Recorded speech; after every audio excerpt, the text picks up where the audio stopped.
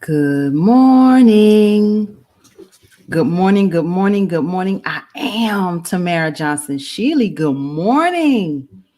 It is Saturday, March 13th. Can you believe? Oh my gosh, we're almost getting ready for spring. So I'll take it, y'all.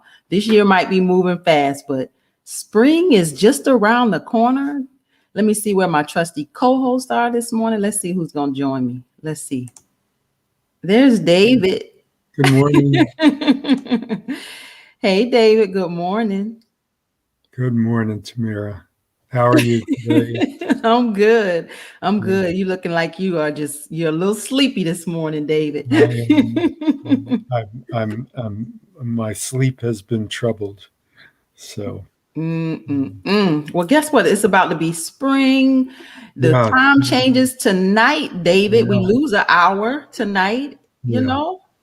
I know, and we gain some daylight in the evening. That's it's just reading um, that Stacey Evans, who is um, one of our state reps, ran for ran in the primary against Stacey Abrams 2 years ago, has got a poll about uh, whether people would prefer to stay on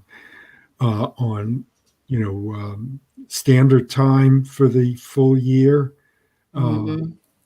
daylight savings for the full year, or keep it the way it is, with the shift. Well, I kind of, I was talking to a friend of mine out in Arizona, and he was saying that they don't change the time. Like they don't do that. And I'm like, and he started telling me that it was because of the planting season and planters, and that was part of the reason why we have this daylight savings time. Yeah, yeah.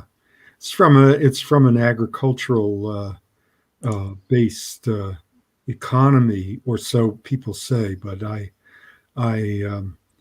uh, I don't know. And then there's the case that, well, kids go to school in the dark during the winter if it stays on daylight savings time. Yeah, yeah, But yeah. it is interesting that it's up to the states, to determine that.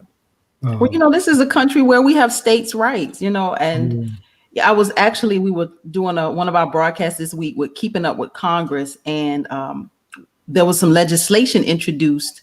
You're talking about how states have rights. There was legislation introduced to literally get rid of the Department of Education and put education into the hands of the states. Hmm. So some things, daylight savings time, if you want to do it, do it. If you don't, you don't. I don't mind. But when it comes to education, Yeah.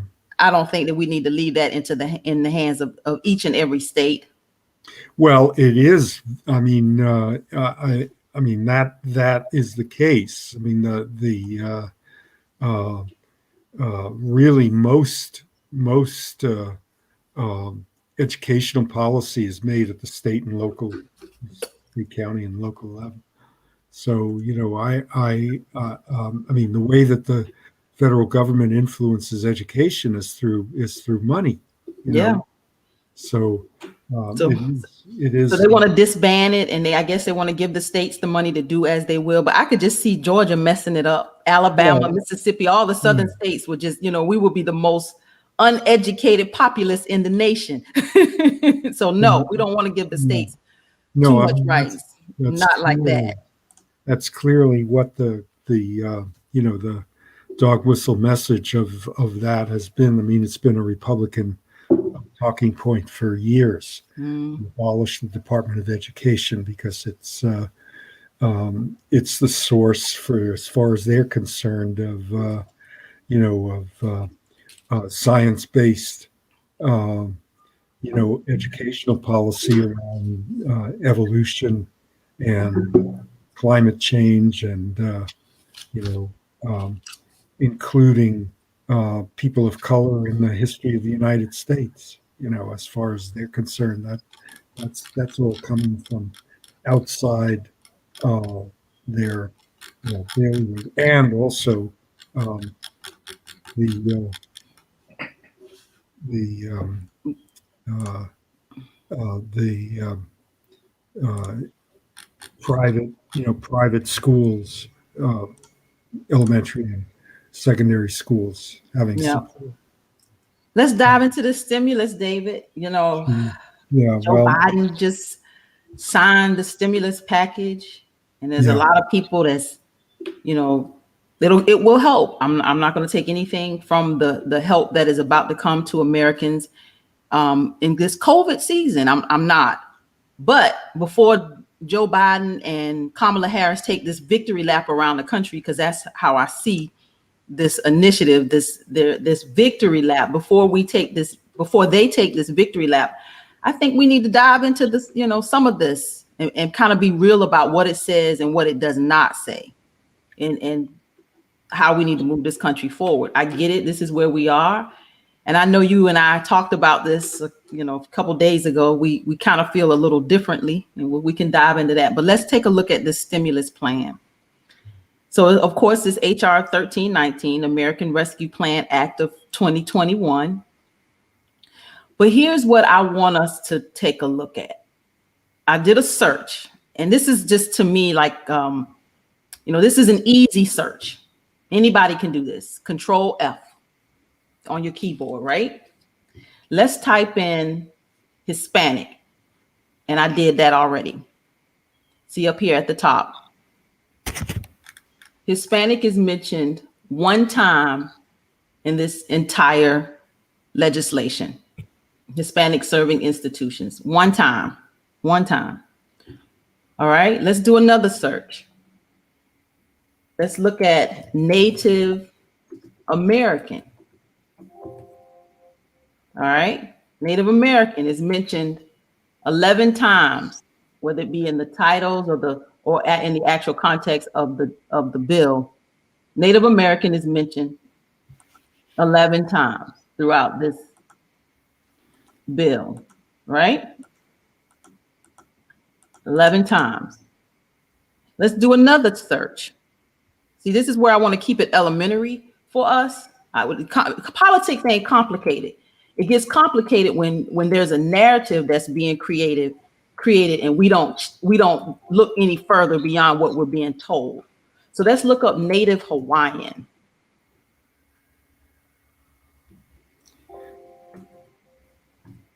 All right, Native Hawaiian, 15 times.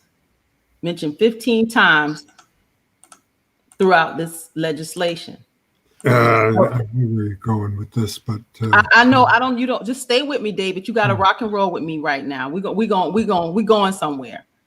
Native Hawaiian, 15 times throughout this legislation. All right. Let's go back one. Let's do a few more. I want you to see what I'm talking about. We're going to get there. American Indian.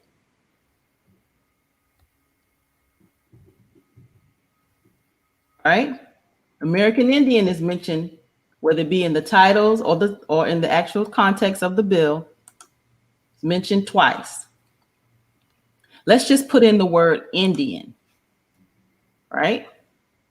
Let's just try Indian, y'all, in whatever context, just Indian in it, just the word. 78 times mentioned in this bill. 78. I'm not going to scroll through all 78, but I want you to see my point. I'm going somewhere. 78 mentions of the word Indian in this bill. All right, here's where we're going. We're gonna take it to Black. Let's see how many times the word Black is mentioned in this bill. Let's see, Black. What? You see that up there in the top? 0. 0 mentions of the word Black in this bill. Let's go one more. Let's take it one more further. A little bit further. Let's put in African American. Let's see if we may not be Black. Maybe they refer to us as African American.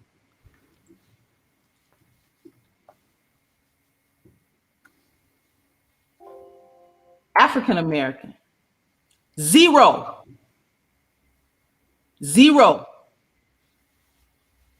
Zero mentions of Black, zero mentions of African American. Let's go one more time. Let's take it a bit further.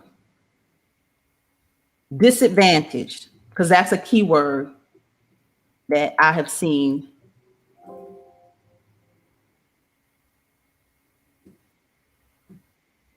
Disadvantage.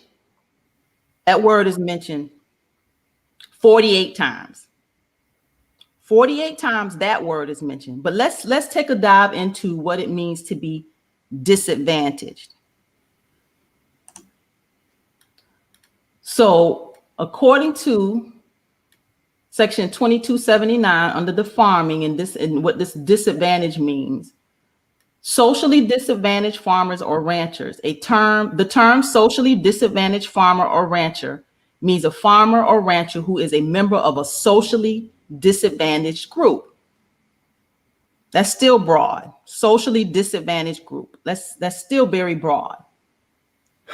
The term socially, I'm sorry, David, if I'm boring you, but I'm sure that the 17 or 20 or so people that's watching right in this moment, they're not. Yeah. So I'm sorry if I'm boring you. No, I'm sorry. I didn't mean to make that. I'm going somewhere with this, David, and I want you to let me go here because I know you will have an argument for it. I see Robbie has joined us. Let me bring her into the broadcast. 1 second, y'all. There she is. Morning, Robbie. Morning. I'm so sorry I'm late. No worries. So we're talking about socially disadvantaged in this word. So I've been watching. The term socially disadvantaged group means a group whose members have been subjected to racial or ethnic prejudice because of their identity as members of a group without regard to their individual qualities. Now, this is something that has to be proven. Like you're socially disadvantaged, a lot of times that's still vague. You got to prove that you're socially disadvantaged. All right. But let's take it to the Black farmers. We're gonna stick with that. So here's an article from the Washington Post. Let me make my screen a little bit larger. So this is an article. It says the average farm operated by an African American is about 100,000 acres, compared with the national average of about 440 acres, according to the last farm census. The Center for American Progress found that in 2017, the average full-time white farmer brought in $17,190 in farm income, while the average full-time Black farmer made just $2,408. Many civil rights advocates say the USDA's own practices have resulted in the loss of land and generational wealth for Black families. I'm gonna come back to this very last sentence in just a minute, but I'm gonna go back to the top of this article. So again, this is an article from the Washington Post. It talks about relief bill is most significant legislation for Black farmers since the Civil Rights Act. I don't buy that at all. Let's go into it, y'all. About a quarter of the disadvantaged farmers are Black. Now, we just read down in the bottom of this article. Well, let me come back. I might be getting ahead of myself. About a quarter of the disadvantaged farmers are Black. Advocates say it still represents a step toward righting a wrong after a century of mistreatment of Black farmers by the government and others. Some say it is a form of reparations, which it is not, for African Americans who have suffered a long history of racial oppression. Black farmers in America have lost more than 12 million acres of farmland over the past century, most since the 1950s, a result of what agricultural experts and advocates for Black farmers say is a combination of systemic racism, biased government policies, and social and business practices that have denied African Americans equitable access to markets. Discrimination started a century ago with a series of federal homestead acts that offered mainly white settlers deep subsidized land. Since then, local U.S. Department of Agriculture offices charged with distributing loans have frequently been found to deny Black farmers access to credit and to ignore or delay loan applications. Many Black farmers don't have clear title to their land which makes them ineligible for certain USDA loans to purchase livestock or cover the cost of planting, and they have seldom benefited from subsidy payments or trade mitigation compensation. So this socially disadvantaged, it's just a handful of them that are quote unquote Black, and it has to be proven. So David, I'm gonna stop sharing my screen because I know you believe that this is great legislation. Not, I never. I know you believe that this Biden $1 trillion package is great legislation, but I just showed you where there's no specificity for Black or African Americans, 1 mention of Hispanics, 78 mentions of Indian, the word Indian, 15 mentions of Native Hawaiians, 48 mentions of the word disadvantaged. I don't know how this is going to trickle down, David. I think that there will be, I'm gonna let you jump in because I know you feel very differently about it. But I don't see where this is going to trickle down, David. There's a difference between income and wealth. And this does not close the racial wealth gap in this country, which is the biggest problem we have right now. I'll stop, David, and let you have your say, because I know you don't agree with me. I do agree with you, and I think you've made a powerful case for the position that you are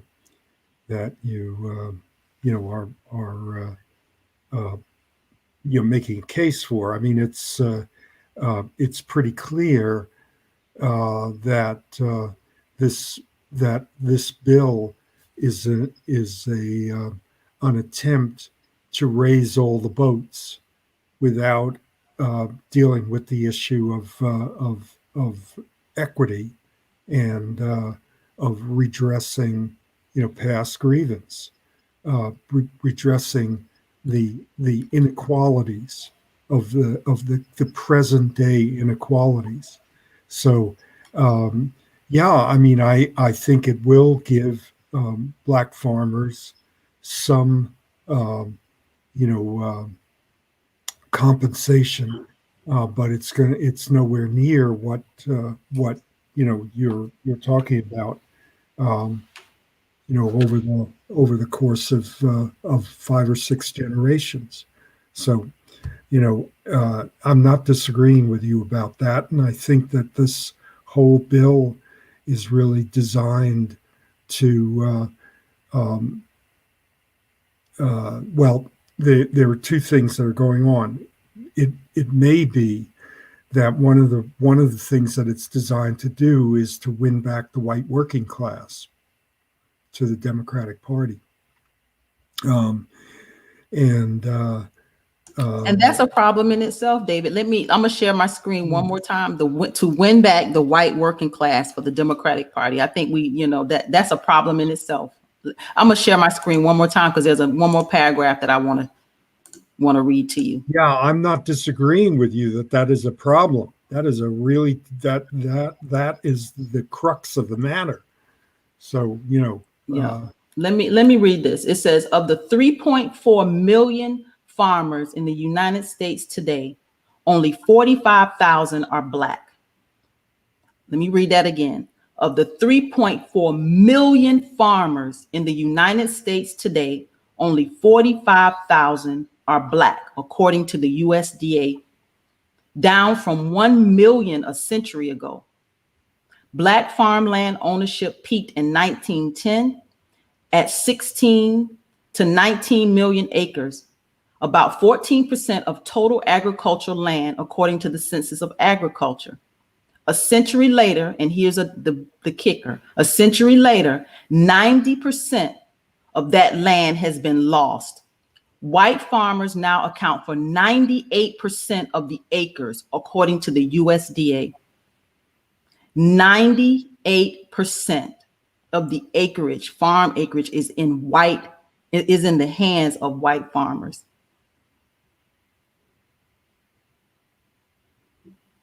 I feel like we do need a moment of silence. Robbie, you want to jump in? I'm just to, I'm what can be said? I mean, the devil's in the details on anything, and we are, unfortunately, our media is just. My friends are watching, my attorney's watching, and I know he's going to be like, why is she going to say this? But I'm going to say it. Our media is trash. Our media basically indoctrinates us. And for people who are isolated, and don't, I live in a, for now, diverse community. But it's just the details. And I see this repetitively over and over, and we have the illusion of what appears to be some type of betterment, but some type of equality, some type of fight for, but people can believe that if they want to, but this example, and countless others that most people don't have the time to go through all this documentation the way that you have and present it to people so that it's so clear. And unfortunately, now it's a way to keep us all ignorant, fighting, hungry, busy, trying to make a living, and really just ignorant. And soon we'll be isolated, indoctrinated, and inoculated. So, Isolated, indoctrinated, and inoculated. You nailed it. it's kind of scary times, and I don't want to be doom and gloom, but until this illusion of choice in these both parties that are compromised, we as a collective, including allies, have to come to terms with it. Both parties are compromised, and there are things that never make the media. Bezos, who's in bed with our government, the former Amazon, who's doing affordable housing now when he's not paying his workers, enough, and they're trying to organize and he's stopping them from organizing, refused to go to an income inequality with Bernie, income inequality, I believe a meeting or a committee meeting. I sent you the link with Bernie Sanders. What does that tell you? That means he's aligning himself with establishment Democrats, not non-establishment. And to some degree, Bernie achieved what he achieved because he had a populist following. But we shouldn't buy into. We should be very careful to just read the headlines as they are, because it's all in the details. Mm-hmm. David, you were happy about this stimulus package, and this, like I said, Biden and Harris are about to go around the country and take this victory lap as if they've solved it. And I did watch part of the address on Thursday night from President Biden, and in his address, he was talking about by 4th of July, that people may be able to gather in groups, and after everybody's been vaccinated. There's a protest right now happening at the CDC at noon today for people that will not be taking the vaccine, which is getting, I'm sure, no coverage. Y'all can have mine. I'm sorry if that makes me selfish. I understand all the media coverage about how we need to take care of each other, and it's selfish not to inject yourself with a testable, trial. Who I'm not even sure, and that, I guess I'm selfish then. I guess that's how it's going to work. You're not selfish, and I feel the same way. Black people, and they're wondering why won't, I know this is beyond stimulus, but it is COVID and it is the vaccine. But, they're wondering why, Black people, we're not running to take that. We don't trust it. I don't trust it. I don't know how anyone would trust it, but hey, that's just me. I mean, there were women in Puerto Rico who were paid to be sterilized for $500, and that was by our government. So I mean, I don't see why anyone would trust. Well, I mean, she says, I love how you differentiated between income and wealth. Black folks excited about $1,400, right, Nikki, which was supposed to be $2,000, that flat out lie that came from the Biden administration that was supposed to be $2,000. Says Black folks excited about $1,400, but this bill clearly is hindering our community from obtaining wealth.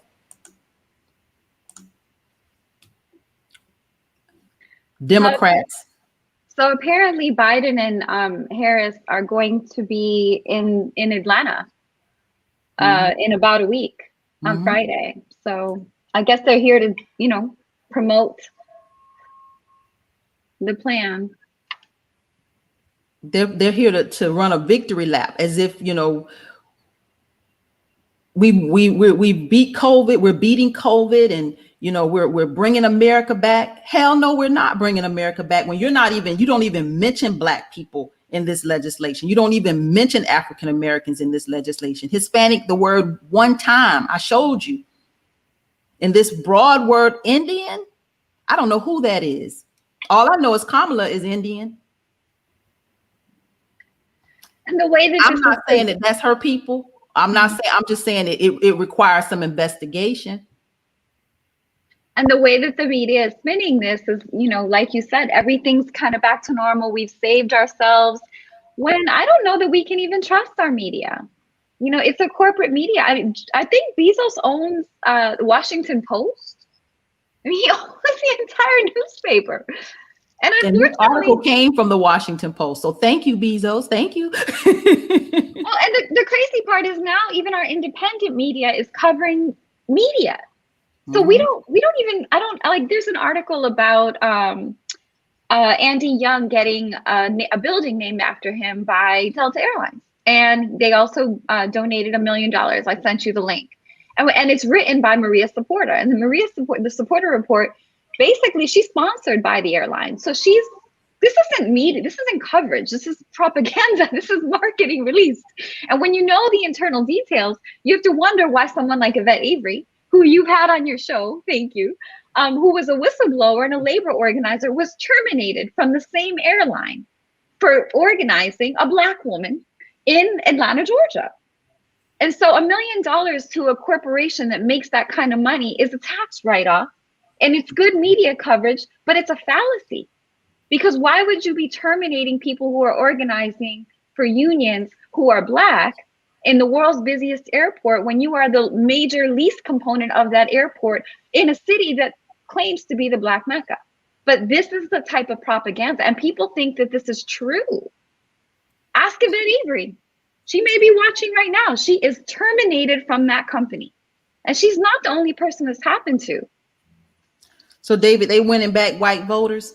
Are they going to be successful with winning back white working voters, working class? I don't know. I think it's a real devil's bargain here. This is a high wire act. I'm still convinced that the social control system is based on racial privilege, and that white working people are not going to receive benefits from privilege, and that as long as the privilege system continues, the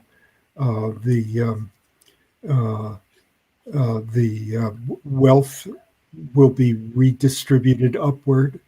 But on the other hand, there's, I was going to mention something. This thing about Black farmers that you pointed out is extraordinarily powerful information. On the other hand, the number of white farmers over the course of the same century has also declined, and the concentration of land has increased enormously. So you really have to compare those things. It is nowhere near what has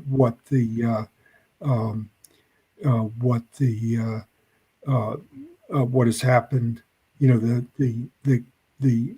The expropriation of Black farmers, but for the most part, that's what happened to small and middle-sized farms in this country over the last century.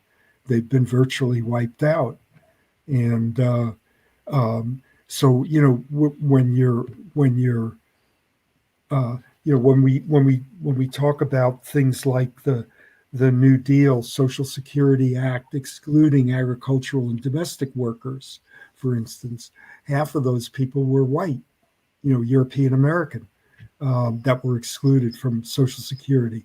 The difference is that the European Americans found their ways into other occupations. Well, you say half were white, but they all were black, right? You said No, half of those domestic workers were white, but all of the half were white, but all of the black ones were excluded, correct? well, I mean, 80% of from what I understand, 80% of African Americans in the South worked either in agriculture or in domestic sector of the economies. So that's 80% were excluded, and the number of European Americans, the portion of European Americans in those two sectors of the economy was much smaller. But in absolute numbers, they were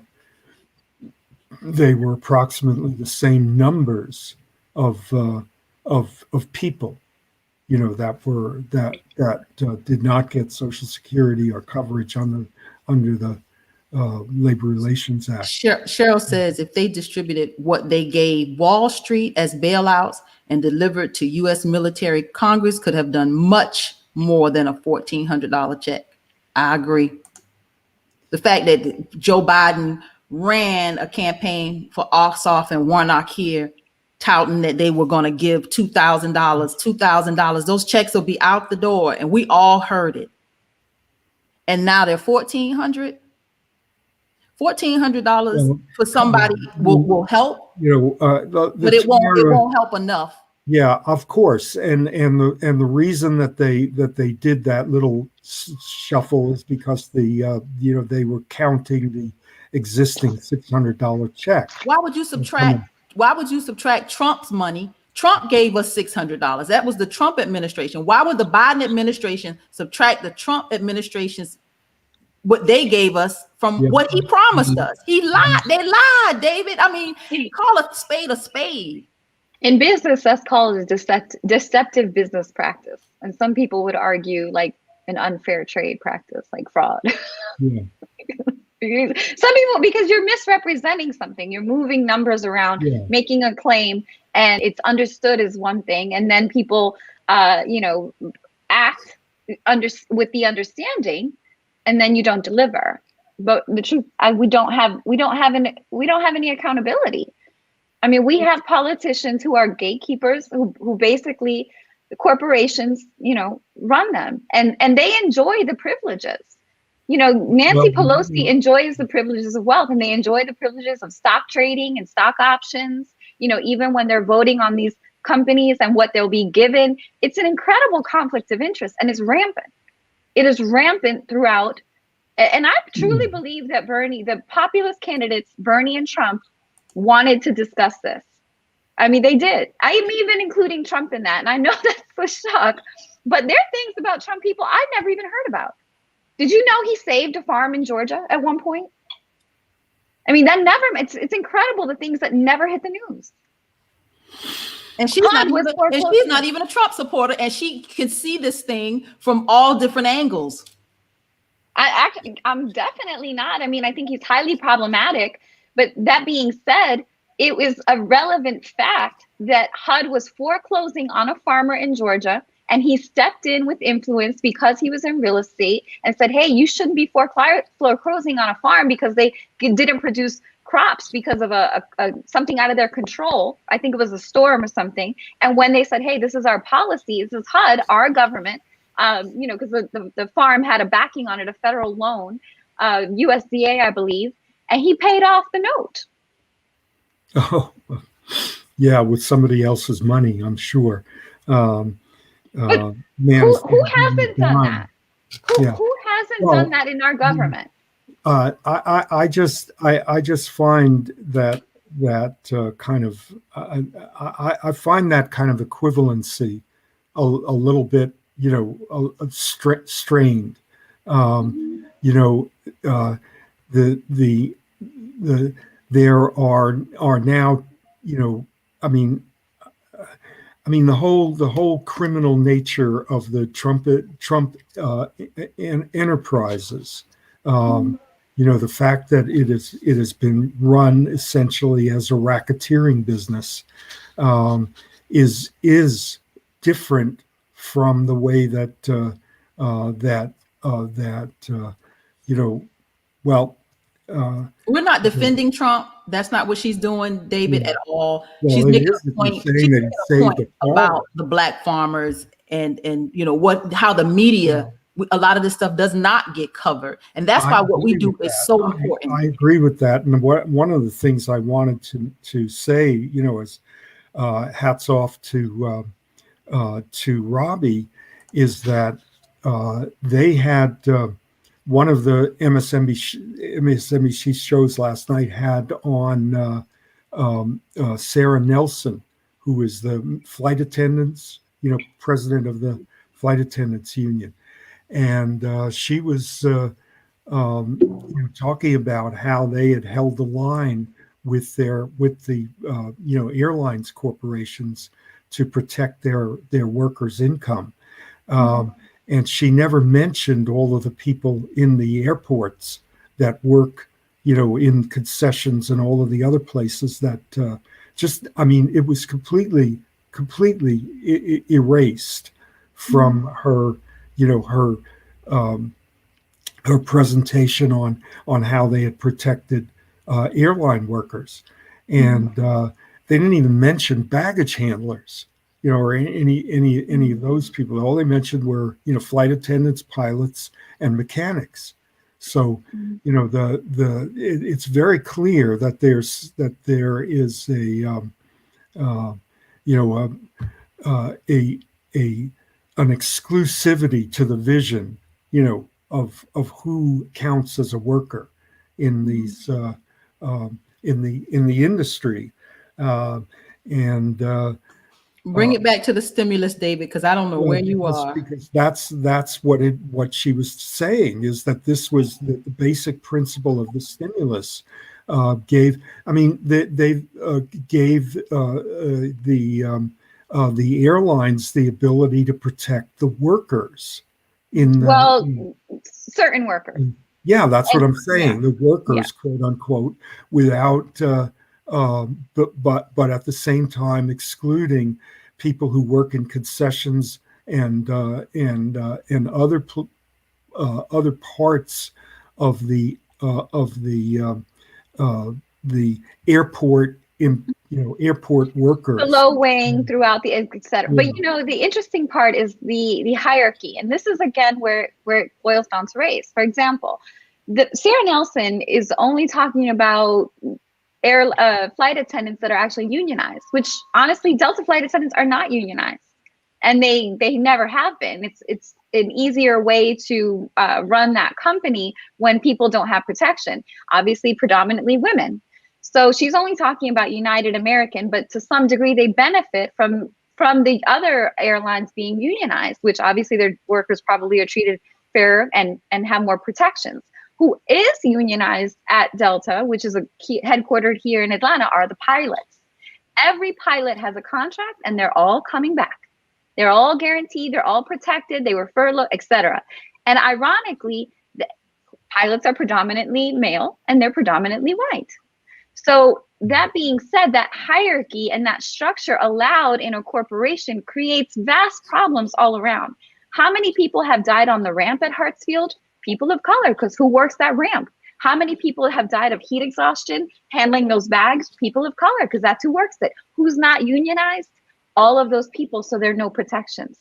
So you have to understand that structure, and people like Maria Saporta and the Saporta Report, who are out there doing propaganda, literally paid by these corporations, are doing a disservice and giving $1 million when you just got a bailout of billions, right? And your workers are unprotected, and you actively keep out labor unions hurting specific classes like Miss Avery, who was trying to organize her employees and got terminated.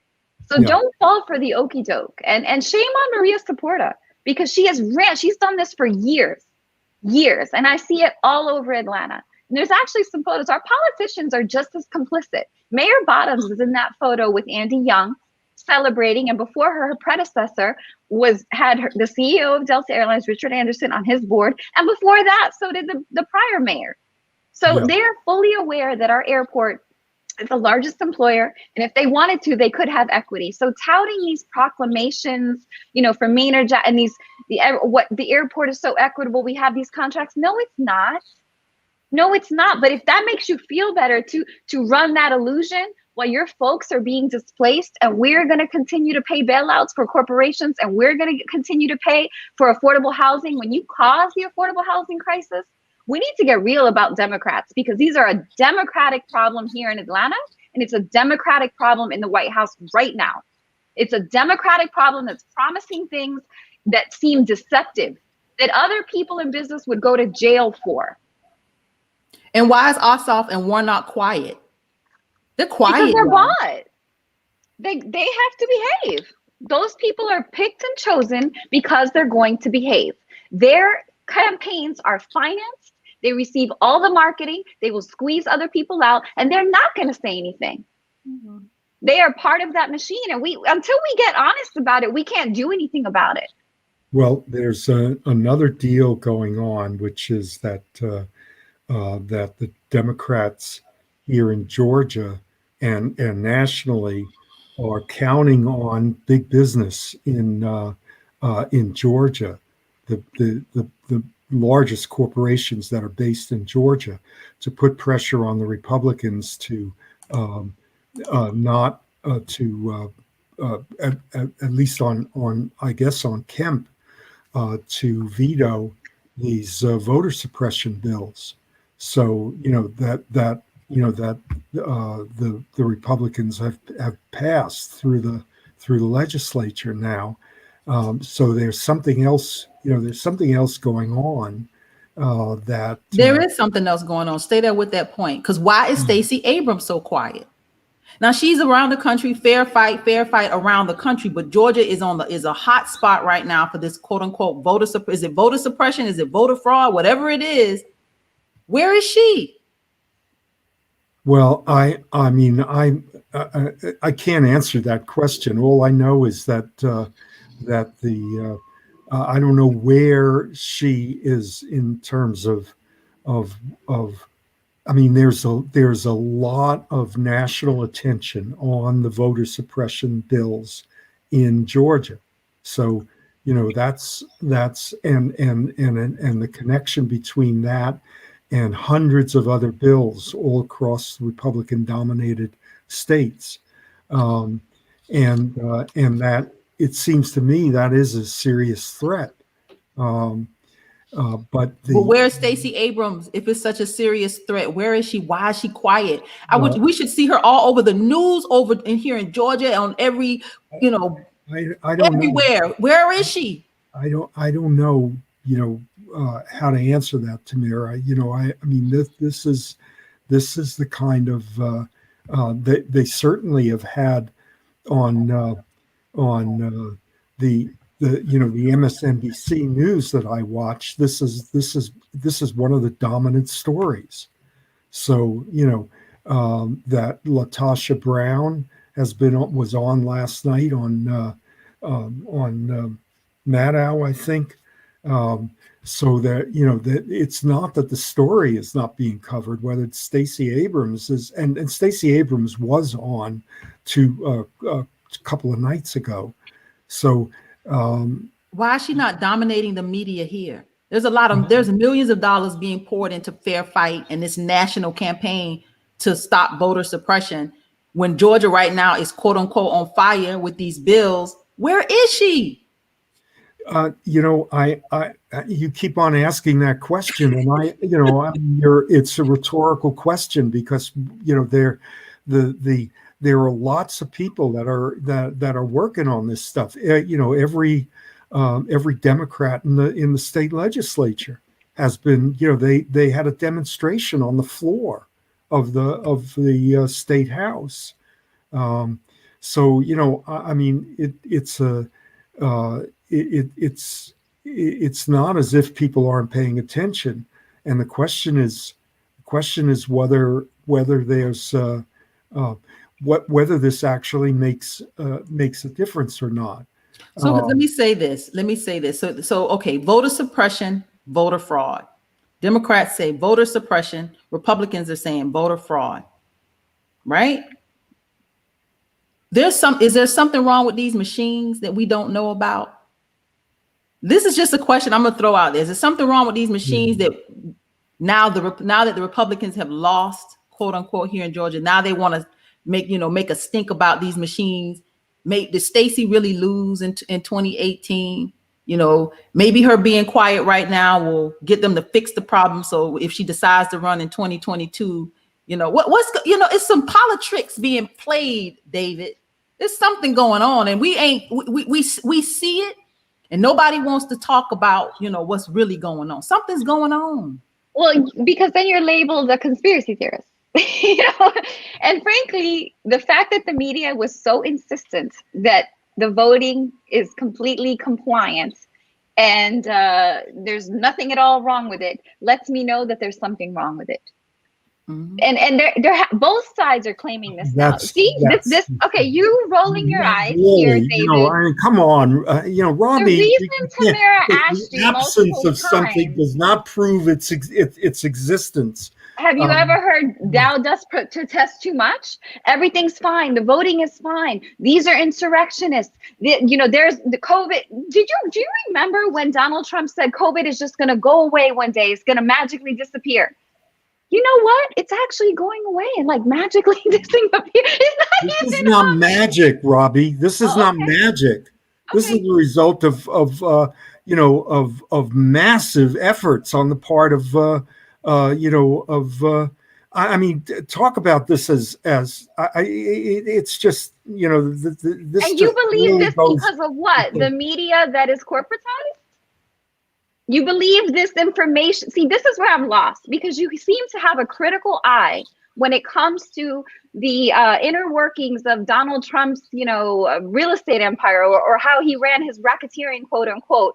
But I don't see you have the same critical eye for media, but Democrats, or a corporate-based establishment. No, you're talking about a public health, apparatus, that involves tens of thousands of people. Mm-hmm. You don't make a conspiracy out of that. You don't keep. I mean, when the woman who was at the CDC, I forget her name now, back in February, said, "Get ready for this pandemic, because we're going to have to shut schools. It's going to shut down." That woman was taken out of the by the Trump administration, was taken out of circulation. She was not allowed to speak anymore. She was the one who warned that we're going to have to shut down schools, and the parents, should make alternative plans for their kids, and that everything was going to be disrupted. And she was completely shut down. And so that proves what, though? Both ways. That proves what? Well, you can't have it both ways. I mean, either there was suppression. That doesn't mean that wasn't. That doesn't mean, which actually in writing the way that you've discussed, that COVID wasn't in a laboratory. It doesn't mean that it wasn't released on purpose. Doesn't mean that there were reasons beyond. It doesn't mean that it does. The laboratory you thing. just talked about a conspiracy. I'm referencing a conspiracy theory that I heard. Whether it's true or not, I don't know. But someone being shut down as a whistleblower warning about it doesn't negate a potential conspiracy theory that it was made in a lab and released for certain purposes, and they might be financial. And they might be that we have a federal deficit no one's talking about, and we need to change over our monetary system. And this was a way to shut down small business and control. And this was a way to shut down. Well, maybe if you would listen, maybe you'll understand. Maybe it was a way to get disaster capital, to pick up real estate on the low, to shut down small businesses so they would be actually beholden to government checks. And that was a way to control finances because people couldn't control cash anymore. Nobody really knows, David. Maybe you should read outside global news and check it out, because the rest of the world is talking about it. The rest of the world, beyond the United States, beyond the borders of East and West Coast, and we are isolated as a country, you know, by large water. Okay, we get to be isolated that way. And sometimes when you live isolated and you're indoctrinated in school and our media is compromised, sometimes that's what you believe because you don't know anything else. I am not isolated. I don't just believe our media, and I don't trust the inoculation. And I do wonder about why this is all happening. And if that makes me a bad person or a conspiracy theorist or whatever the case may be, it is what it is. Yeah, I'm admitting that I've got, you know, blind spots in my information sources, and that there are gaps which I can't fill in. You know, I do think that there's something going on that is, you know, that I cannot explain. I do think that from what I've read and argued, that a lot of the American rescue plan seems to be taking, at least providing for the, you know, the bottom, you know, the bottom portion of the population, you know, the lower 60% of the population, much more than anything else has done in, you know, in many decades, in several generations, in fact. But income is not wealth, David. I understand that. Absolutely. There's no doubt about it. And sometimes when you're being set up, people are nice to you while they're moving things behind the scenes. Yeah. Okay. I personally have experienced that in my life, through life experience. Yeah, well, I certainly have myself, but I mean, so there shouldn't be like this is an impossibility, because it is a possibility. Yeah, I mean, the point I'm trying to make here is that these child tax credits, the supplements to unemployment insurance, which are coming from the federal level, are. I mean, I was just reading the fact that that average unemployment benefits in Massachusetts are about $1,000 a week, and in Georgia there's something like $400 a week. So when the federal government gives $300 supplement across the board, it helps people in Georgia with their, it helps them more than it does than it does people in Massachusetts. So that's, I mean, there isn't a 2-to-1 or 4-to-1 difference in the cost of living between Massachusetts and Georgia. It's just not, so it's actually. So what happens after like September? Because I believe these unemployment benefits now go through like. That's the question that it seems to me the Democrats are setting up a situation in which, as the election season, as we enter into the election season for 2022, they're trying to force the Republicans into the position of opposing all of these, these expirations, the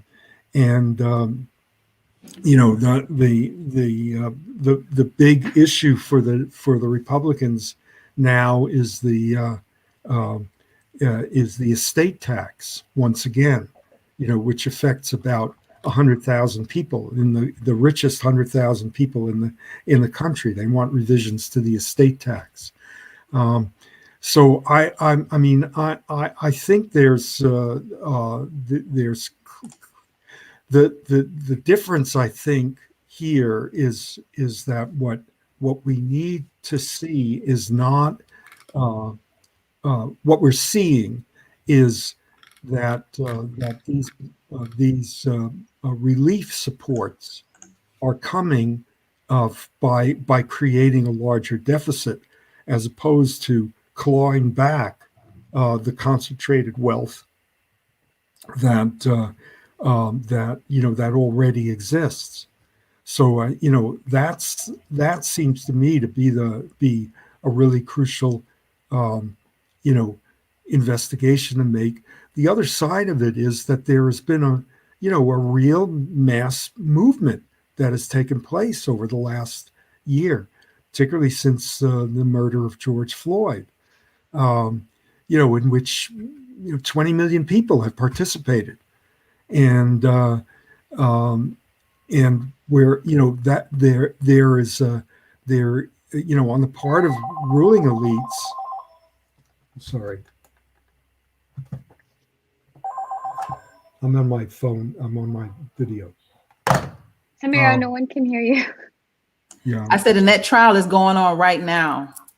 It's starting right now. But the point I'm making is that it seems to me that we're juggling a lot of different pressures and forces, political forces that are. And that's why it's imperative, David. I'm glad you said that. And that's why it's imperative that we stay on message and stick and stay on holding this administration accountable. Well, Joe Biden did not get there, and Kamala Harris did not get there off just on a whim. The black vote drove that. White people were divided over Trump and Biden. If it wasn't for the black vote, if it wasn't for the minority vote, that they wouldn't be in office, and they owe it back. And if these policies that are coming out of this administration, he wanted to do this $1.9 trillion debt, COVID relief plan. All right, we got it done. We want reparations. We're not going to stop. We're not going to quit. This administration is going to close this racial wealth gap. Else, trust me, it won't be good for them in 2022. It won't be. And we got about 3 minutes left. I'm gonna share my screen one more time, a couple more times. But let me say this: HB 541 here in Georgia, House Bill 541, is to create the commission that will study the impact of slavery on those who are descendants of slaves in Georgia. That's why I'm saying we're going to continue to push. You got Evanston, Illinois pushing, you got California pushing, you got North Carolina. You talk to them over in Massachusetts. We have all these states and all these places. Reparations is on the forefront. They're going to close this racial wealth gap.